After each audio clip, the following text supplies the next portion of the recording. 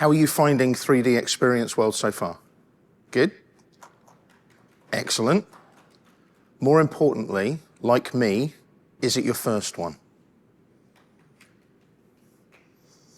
Because this is totally new to me. I've never been here before, and I will say I've done 19 Autodesk universities. So this year at Autodesk University will be my 20th year. So this is very new to me, and I basically want to say thank you to everybody that I've bumped into so far. You've all made me feel incredibly welcome, even though I come from the dark side. And I do have an apology to make. This time last week, I was in Adelaide, South Australia. I've been back home to the UK and flown out here. So if my words get a bit muddled up and I feel like I'm in Kazakhstan somewhere, that's why. So I've been traveling a bit over the last few months. So thank you ever so much to everybody who's welcomed me and will tolerate my slightly jet-lagged brain. So who am I? Well, that's me, Shaun CADjedi Bryant. The history of CADjedi is a forum name. Many, many moons ago. How many of you are members of Orgi? Do you know Orgi? It used to be the Autodesk User Group International. It's now just Orgi. That's my forum name over on Orgi, and it's been that for, wow, quarter of a century almost now. So I decided when ChatGPT came out to create a cute logo for CADjedi. So that's my little sort of Sith Lord logo there. So that's me. Now, there's a lot of stuff here. I'm not going to read all of this to you, but this is a bit of a potted history of me.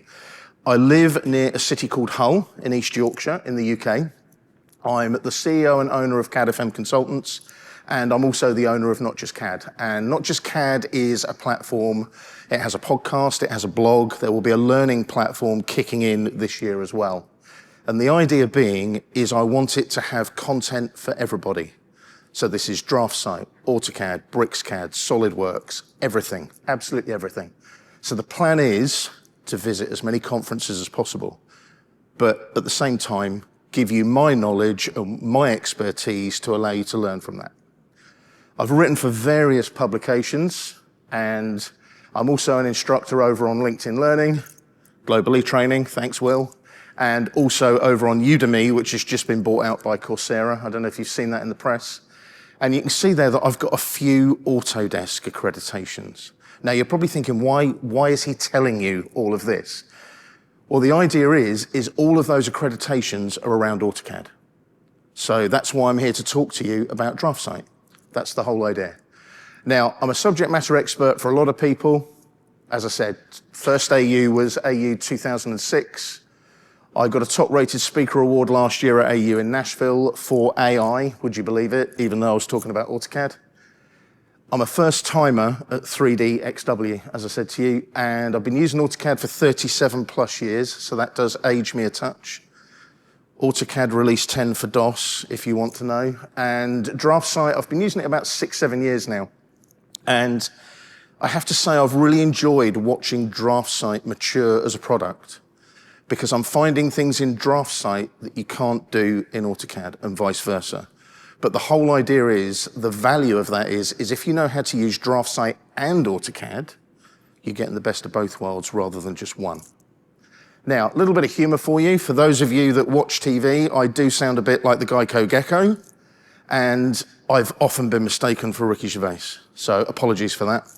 And there is, if you want to catch me afterwards, there is a very, very funny story where I pretended to be Ricky Gervais's stunt double. So I'll tell you about that later. So it does all look very, very Autodesk. Now, yeah, I mean, I built my career on Autodesk products, but I'm the CAD Jedi. I want to get my expertise across to all CAD platforms. So Not Just CAD is a neutral CAD experience where you can also learn DraftSight.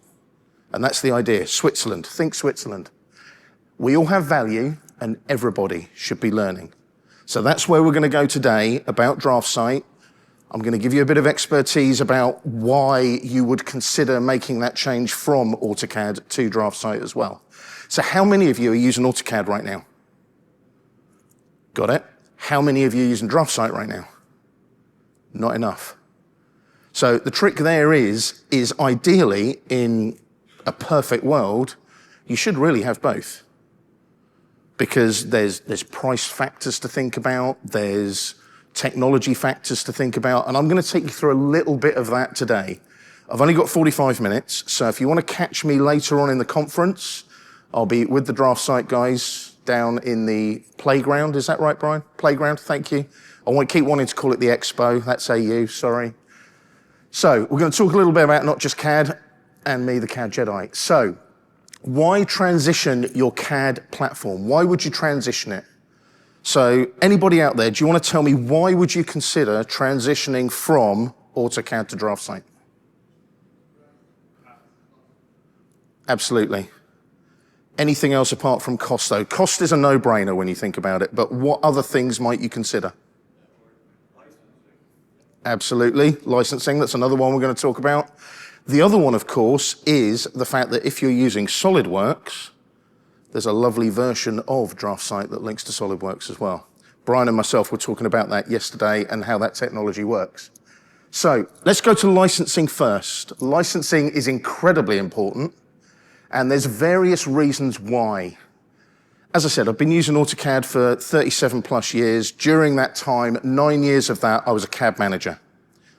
And what I loved as a CAD manager way back was I had a network license of AutoCAD. So basically, I sent my little code off to Neuchâtel in Switzerland.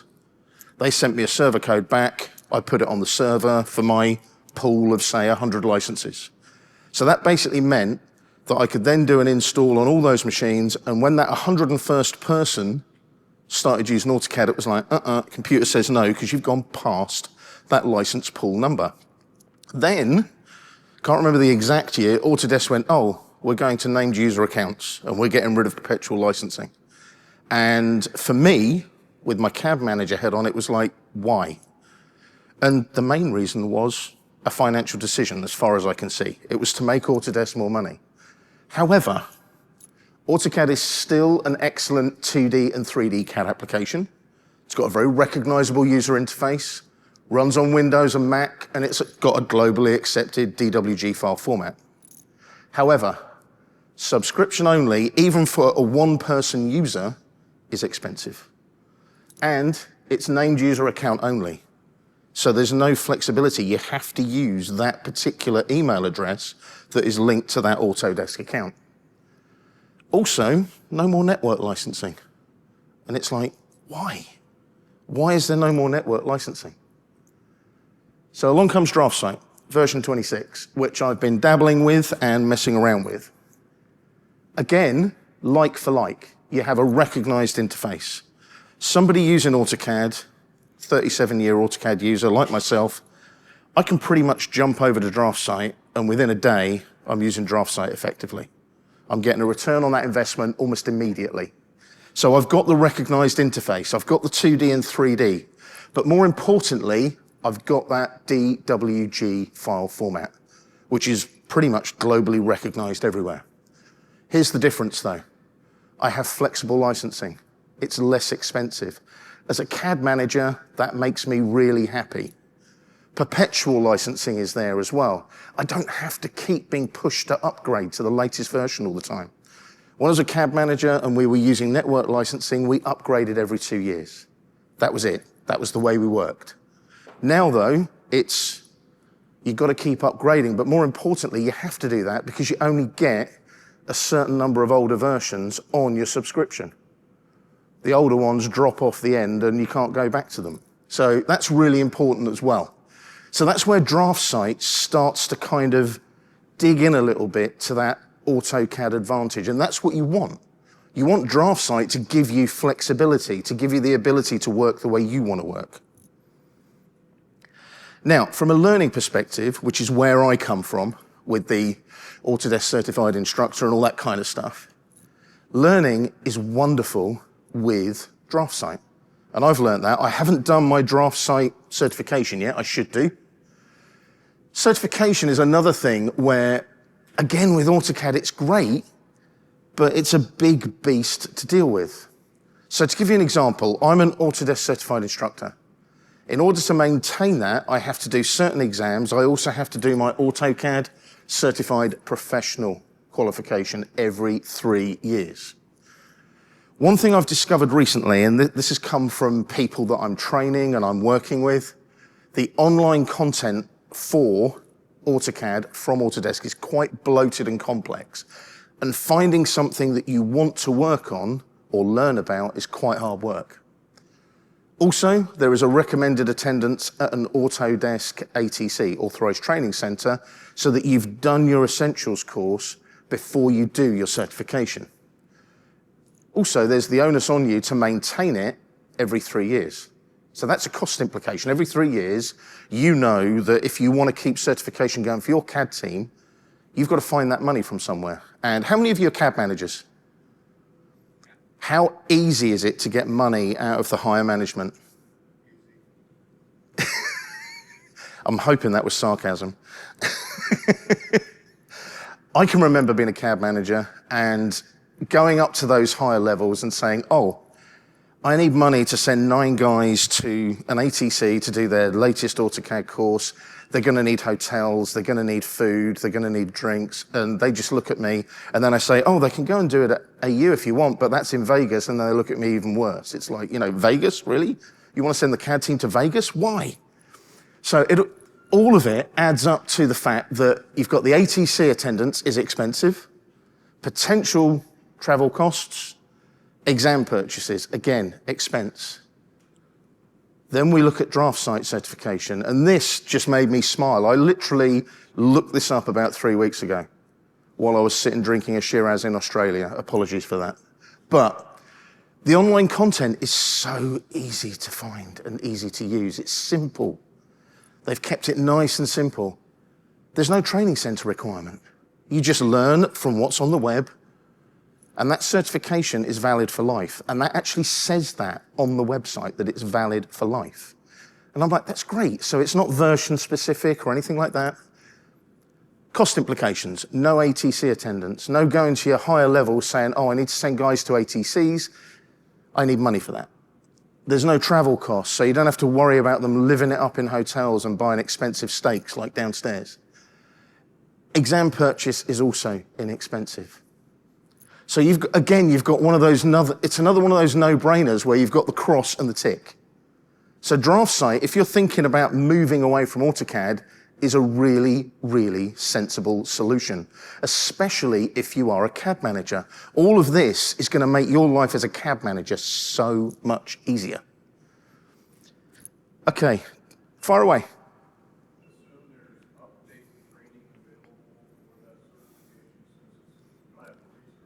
Absolutely. So what you'll find with the DraftSight team, they will release all the new stuff every year and let you know. You'll normally get a YouTube video to watch or a webinar.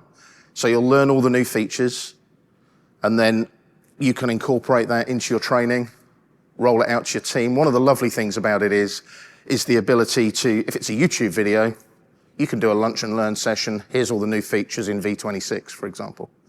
And as a CAD manager, I used to do a lunch and learn once a week, normally on one particular CAD feature.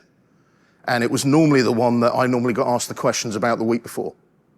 That was the way I used to sort of roll with that as a CAD manager. Now, from that perspective, the training is very simple.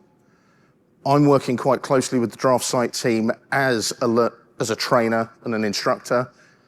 I want to start helping develop that. One of the things I am doing, and I'll mention it later as well, I'm a Global E-Training ambassador. So Global E-Training is an online learning platform.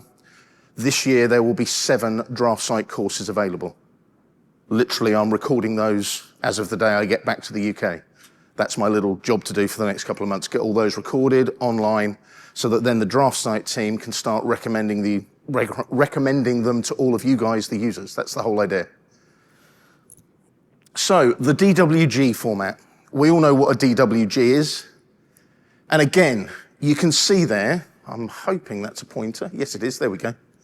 So you can see there, again, AutoCAD and DraftSight. The DWG is universal. It's a bit like the PDF that we all use as well. I'll tell you a slightly funny story. There is a file format in AutoCAD called a DWF, and one of the Autodesk guys came over to the UK many years ago to present about it, and he called it the DWF. So I immediately put my hand up and said, does that mean we can call a PDF a PDF? And I got looked at as if I was going to turn to dust on the floor, but it was fun. So AutoCAD implications, though. This is the difficult bit with the AutoCAD side of it. There are now, obviously, enforced subscriptions to get access to those DWGs. You have to have an AutoCAD subscription to open up that DWG file if you want to work on it. There are viewers, don't get me wrong. You've got the Autodesk viewer and things like that. But the other one that I've been hearing about, and please take this as hearsay, it's just a conversation between us in the room. I've heard about some very onerous license audits recently with regard to AutoCAD, which is, it's not nice when you're paying lots of money for software and then that software vendor says, hey, we don't like what you're doing, we might fine you hundreds of thousands of pounds, dollars, etc. On the flip side, we've got the DraftSight DWG. Again, it's a recognized file format. Used for 2D, used for 3D. You've got your flexible licensing, but more importantly, you've got your easier user allocation. You've got your network licensing. You've got your flexible licensing.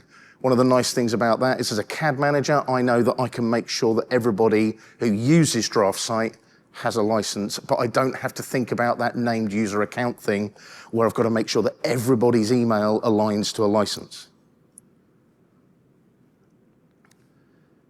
We mentioned earlier about new stuff, YouTube videos, learning new things. I'm going to jump now into some of the new stuff in DraftSight 2026 and how it aligns with AutoCAD. Let me just grab a drink though, because I am drying up a touch.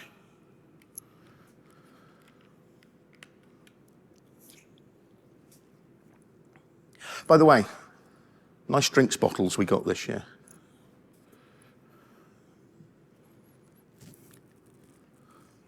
So let's have a think about some of the new stuff in DraftSight. One of the things I love, and one of the bits of technology that I've liked in AutoCAD for years, is a Start tab. The Start tab allows you to go and find regularly used drawings and so on. You now have one in DraftSight, which I really, really like. So a little bit of a screen grab there, and you can see you've got the Home tab. Let me use the little pointer. Home tab, My Setup, and Learn. Learn takes you to that lovely DraftSight content where you can go and learn about DraftSight. My Setup is how you've got your DraftSight set up. The Home tab, there's the regularly used files there, and you can use that drop down to search. So at the moment that's showing the sample files in DraftSight. I can use that drop down and find other files as well. And that's called your Start Page tab. So every time you open up DraftSight 26, that is what you'll get. And for me, that's a really nice little sort of intro position for when you start DraftSight. So what it does, if we look at the bullet points a little bit, every time you open it, that'll be there, but you can open your recent files, create new drawings, access templates. It integrates the learning. And for me, that's really important, because if you've got a newbie who's just started using DraftSight, they're going to see that Learn tab and go, excellent, that's how I start learning how to use this product. And for me as a trainer, that's really, really important, because that means they can then jump in and get grounded and hit the ground running with DraftSight, rather than keep pestering me, the CAD manager, saying, how do I do this? Obviously, that's the first bit of the new stuff. I'm going to jump more now into some more nitty-gritty detail, the interface. So there's some nice, pretty DraftSight pictures there. Now, floating document windows. This is one where, for me, I don't know about any of you guys, how many of you have like a dual monitor setup where you're running your CAD? Some people I've heard have got 4 screens, which I think is a bit greedy, but I use 2. I use 2 32-inch Dells. And what I love about it is if I'm working on different drawings, I can move them onto different screens so I can actually see what the hell I'm doing. It's really important. And those 2 drawings are completely non-related, by the way, but if I wanted to drag and drop from one to the other, I could. That's one of the benefits of these floating windows. And what I love about that is you can have as many of those open that your computer will deal with. Just be careful though, don't try and do 150 because your GPU might get annoyed with you. But the idea is that it allows you to visualize what's going on in each of those DWG files in those different document windows. Now this one, I couldn't believe when I found out that this hasn't been in DraftSight yet. I read about this recently and I was like, you can customize the icon now, that's great. Now, Personally, I don't. I tend to use the default settings, but I go into companies and people like to change stuff and have different interfaces and work slightly differently. So changing that is really important to some users. And the idea is both in 2D and 3D. Obviously, you can change it depending on what you're doing. 2D drafting, 3D modeling. You can change the line width of it, the icon size, the color, both in model and paper, or you can just apply a single color. It's a really, really simple setting. But the DraftSight guys have listened to the users and said, this is something, obviously, that we need.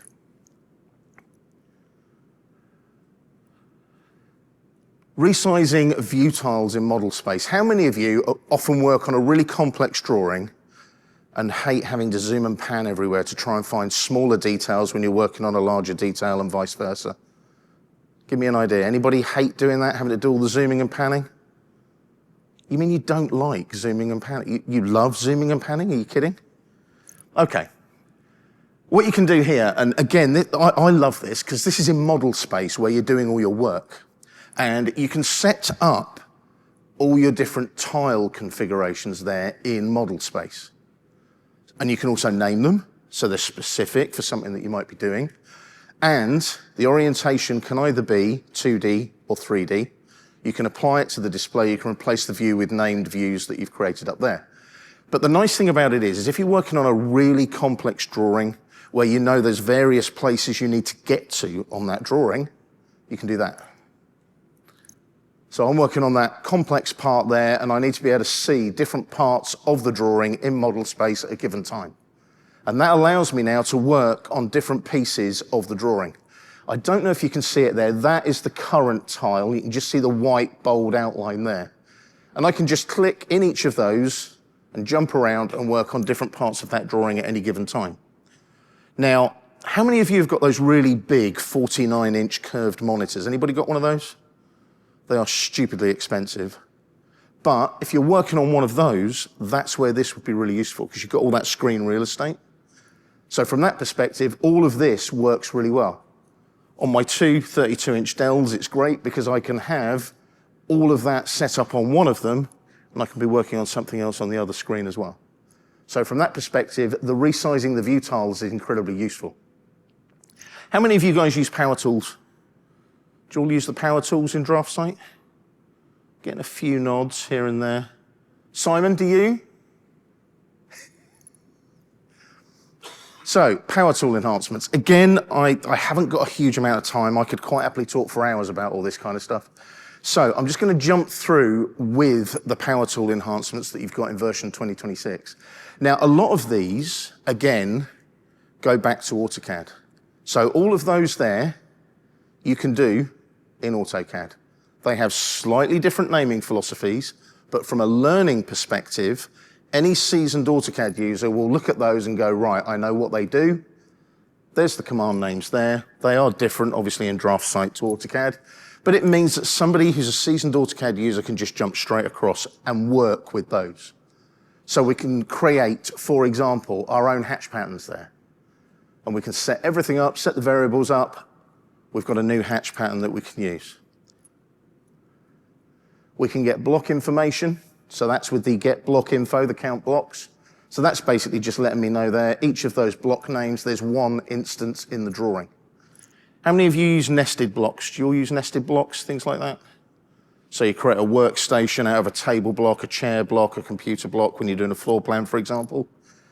You can say include nested blocks as well. So if you've got a bunch of nested blocks in a drawing, it'll also list the nested blocks that are inside the main blocks in the drawing as well. The good bit is, though, I love this.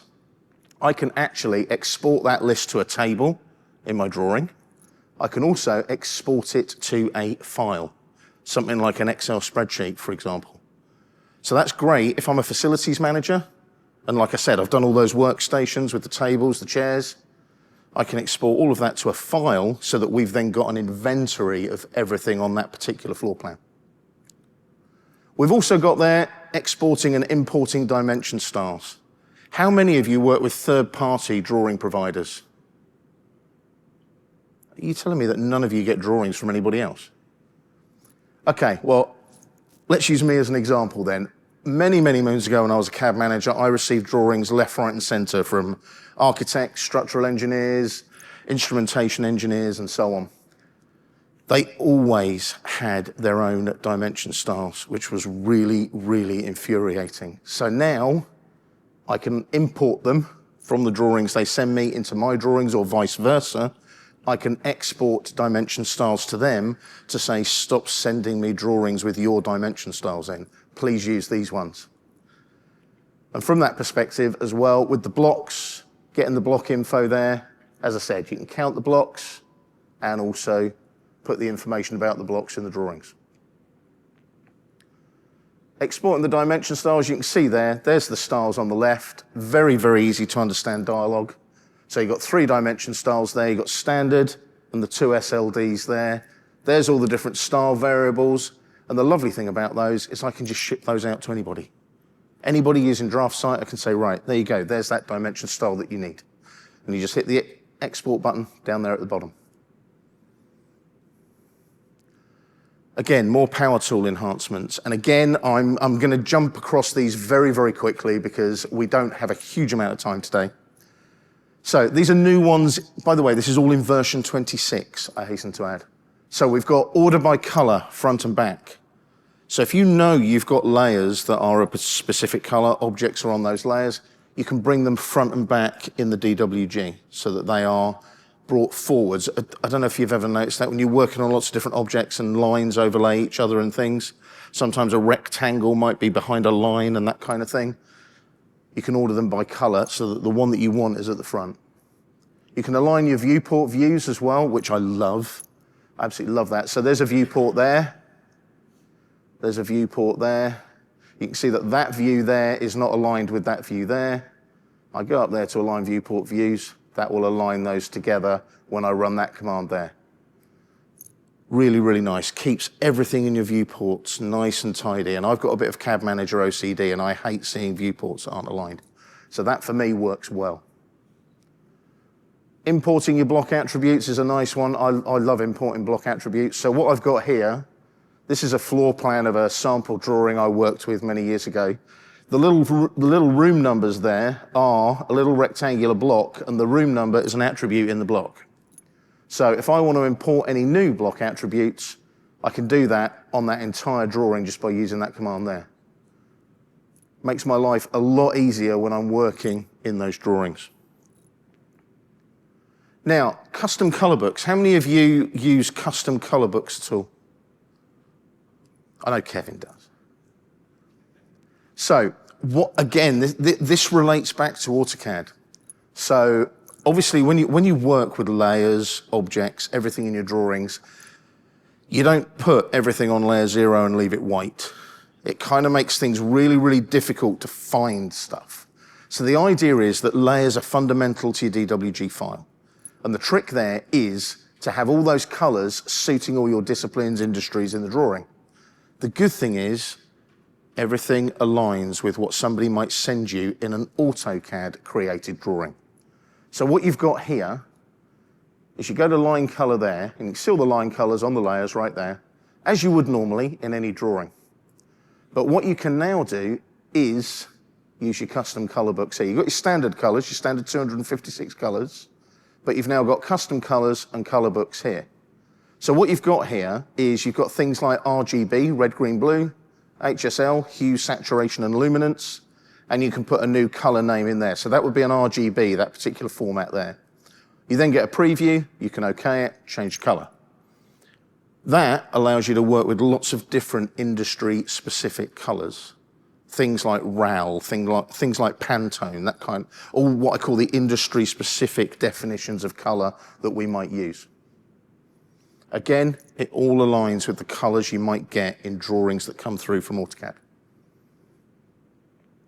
I love this one. Do you know why? Because I can make my chair a shiny red. Now, the reason that I love this is gradient patterns. You've got a contextual ribbon, so you can see everything that you're doing, and then it highlights it in the drawing, click on it, and I've now got a nice shiny red leather chair. But the idea is the gradient patterns, if you look at that, what stands out in that drawing right there. It's obvious, it's red. The chair, right? So you can then work with your drawing, highlighting objects, making sure that objects of importance have those specific gradient fills. But also things like, let's say you're doing a landscaping plan and you've got a pond, you can put a nice blue gradient fill on it. So when you plot it for your client and it all looks really pretty and blue and all the greens are really popping on it and everything else, that's where those gradient fills are useful.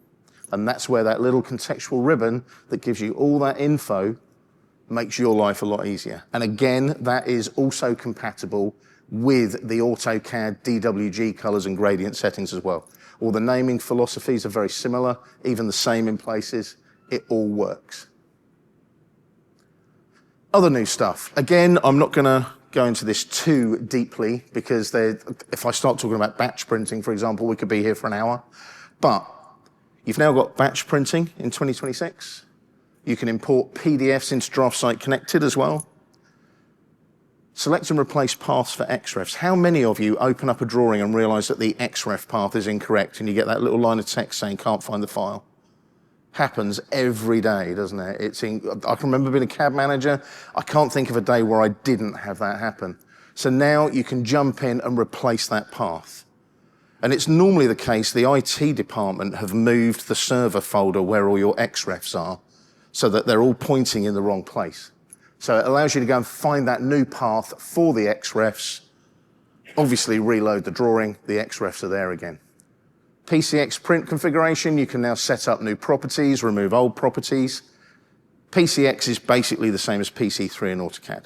And it allows you to obviously rework whatever settings you've got in your DraftSight to work with newer settings that you may need. Diesel expressions have been enhanced. Data extraction now has formulas, and you've got ECW file support as well. So why would you make the move from AutoCAD? I'm hoping I've given you a case study for that. Let's revisit why we've done that. So let's have a look at the first one. Licensing. There is no enforced subscription in DraftSight. Perpetual licensing is still there, which makes your life a lot easier if you don't want to upgrade to every new version.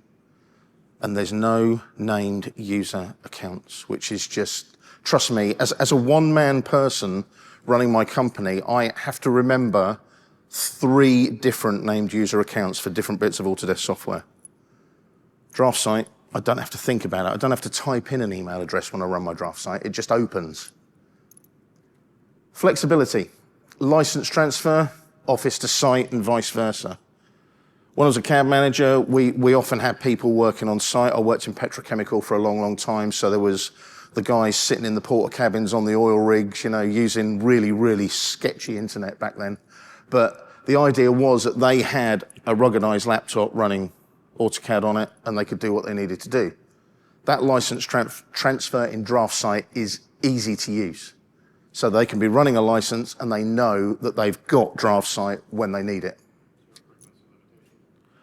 I would have to check with the DraftSight guys on that one. Kevin, Brian, Simon. Is there a frequency limitation on what I call remote versions of DraftSight? Do we know? It should be. If you use Enterprise, you don't. Excellent. I like that. If you use Enterprise, there shouldn't be. Good, because that's new to me, so thank you for answering that one. The other thing as well, obviously with the licensing, easy license management internally as well. You are going to get some people that don't use DraftSight all the time every day.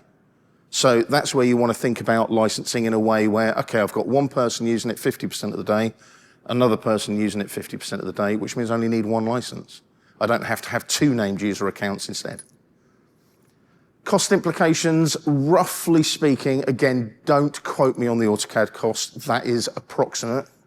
But you're looking at full AutoCAD, approximately $2,030 a license.